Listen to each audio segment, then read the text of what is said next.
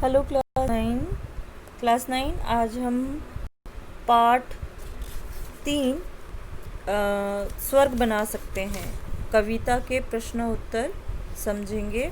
इसके प्रश्न उत्तर जो हैं वो मैं आपको समझाऊंगी और आप अपनी सुविधा अनुसार इसको क्वेश्चन के जो आंसर उनको आपको हल करना पड़ेगा, आपको लिखना होगा। तो आप इनके प्रश्नों उत्तर जो हैं वो कॉपी में लिखेंगे। यहाँ पर जो कविता की कुछ पंक्तियाँ ली गई हैं जिन पर आधारित प्रश्न उत्तर है। तो अवतरणों पर आधारित प्रश्न उत्तर है पेज नंबर 124 पर। निम्नलिखित प्रश्नों के संक्षिप्त उत्तर दीजिए। धर्मराज, ये भूमि किसी की नहीं, कृत है दासी है, जन्मना समान परस्पर इसके सभी निवासी। सबको मुक्त प्रकाश चाहिए, सबको मुक्त समीरण, बाधा रहित विकास, मुक्त आशंकाओं से जीवन। इस पर पहला प्रश्न पूछा गया है, कौन किसे उपदेश दे रहा है? वक्ता ने उसे धर्मराज क्यों कहा है? उसने भूमि और भूमि पर बसने वाले मनुष्यों के संबंध में क्या कहा है? ठीक है, तो उत्तर है इसका, कुरुक्षेत्र के मैदान में भीष्म पितामह विजयी हुए राजा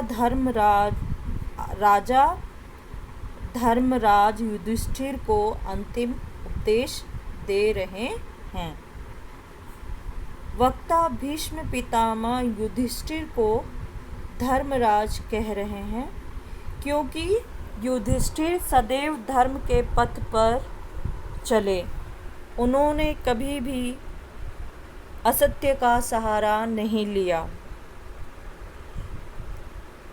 भीष्म पितामह ने युधिष्ठिर को उपदेश दिया कि इस धरती को स्वर्ग बनाया जा सकता है यदि संसार के सभी मनुष्य प्रकृति द्वारा प्रदत्त उपहारों का निःशुल्क समान रूप से उपभोग करेंगे, तो यह धरती स्वर्ग के समान बन सकती है।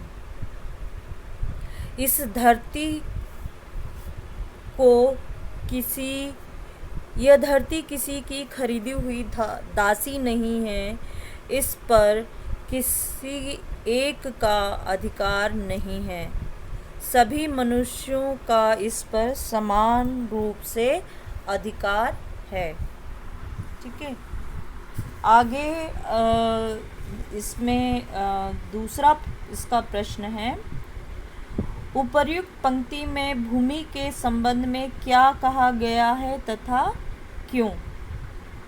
तो भीष्म पितामह ने कड़े शब्दों में कहा है, या भीष्म पितामह कड़े शब्दों में कहते हैं कि इस भूमि को खरीदकर इसे किसी ने अपनी दासी नहीं बना लिया है कि उस पर किसी एक का अधिकार हो जाए। यह धरती सभी की है और प्रत्येक जीव व प्राणी का इस पर समान अधिकार है। धरती पर उपलब्ध प्रकृति के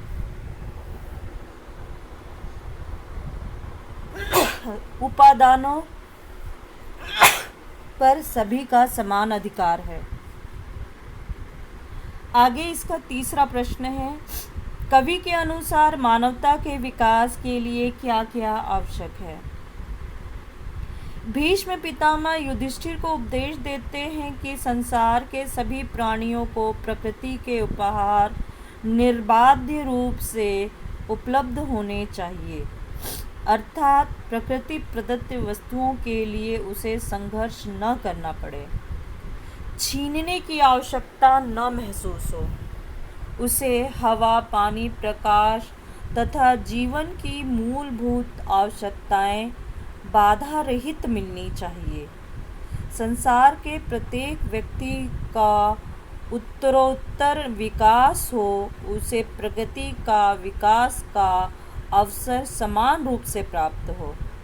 व्यक्ति की प्रतिभा व क्षमता के अनुरूप उसे प्रगति करने का अवसर प्राप्त हो।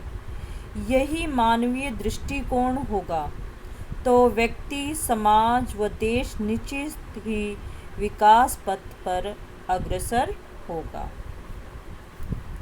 आखिरी इस पंक्ति का आखिरी प्रश्न इस पर पूछा गया है, कि भी उपर्युक्त पंक्तियों द्वारा कवि क्या संदेश दे रहा है। तो जो ये पंक्तियां हैं, धर्मराज ये भूमि किसी की, यहाँ से लेकर आशंकाओं से जीवन, इसी का ही हमें इसमें संदेश लिख रहे हैं, बता रही हूँ मैं कि भीष्म पितामह युधिष्ठिर को भूमि की विशेषता बताते हैं कि भूमि किसी की खरीदी हुई दासी नहीं है, यह प्रकृति का उपहार है। इस पर जन्म लेने वाले सभी प्राणियों व मनुष्यों का समान अधिकार है। समानता के आधार पर सभी को इसका उपभोग करना है। सभी को जीवन हेतु हवा, पानी, प्रकाश आदि प्रकृति की वस्तुओं की आवश्यकता है। सभी को बाधा रहित विकास करने का अवसर प्राप्त होना चाहिए। उन्हें अपने जीवन अथवा प्रगति के संबंध में किसी प्रकार का भय अथवा शंका नहीं होनी चाहिए। मनुष्य का जीवन चिंता, तनाव और आशंकाओं से रहित होना चाहिए।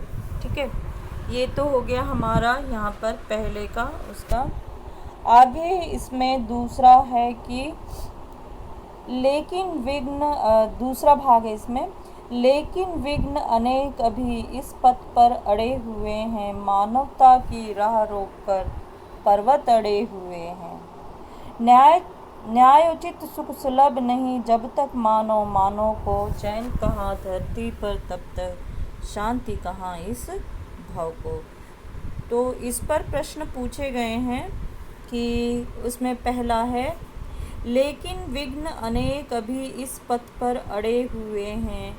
कवि किस पथ की बात कर रहा है? उस पथ में कौन कौन सी बाधाएं हैं? तो इन पंक्तियों के माध्यम से कवि मानवता के पथ की बात कर रहा है। मानवता की राह में अनेक विघ्न व बाधाएं हैं।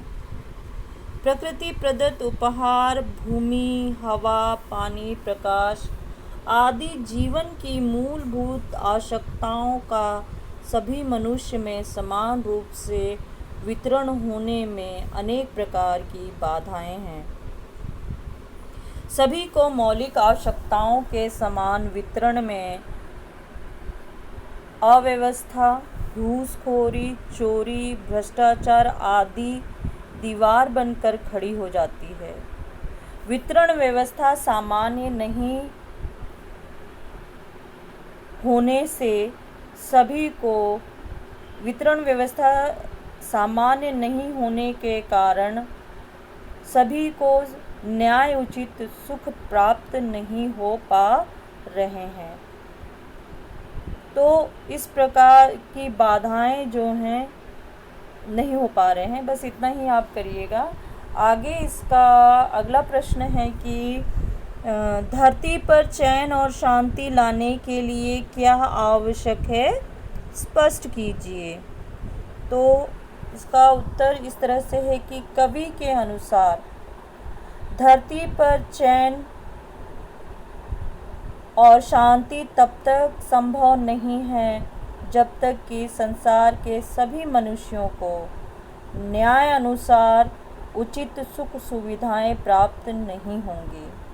अर्थात धरती पर शांति और चैन लाने के लिए आवश्यक है कि संसार के सभी मनुष्य को जीवन उपयोगी वस्तुओं का समान वितरण हो।